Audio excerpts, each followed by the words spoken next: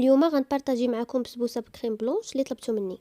غادي نحتاجو كاس لارب ديال السكر وديال الزيت وديال الحليب، بيضه وكاس عامر ديال السميده وساشي ديال الفاني وخميره ديال الحلوى. غادي نخلطو مزيان هاد المكونات، من بعد غادي نضيف السميده والخميره.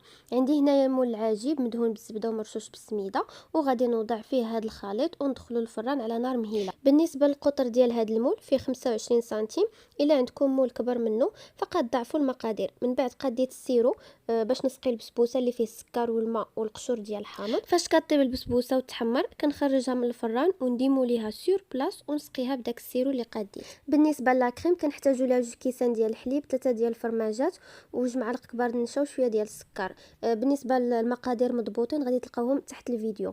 المهم كنديروهم فوق البوطه حتى كتعقد الكريمه وكنكبها فوق الكيك. وبالنسبه للتزيين كيبقى اختياري. هنا قديت 2، وحده زينتها بالورد والاخرى بالبيستاش،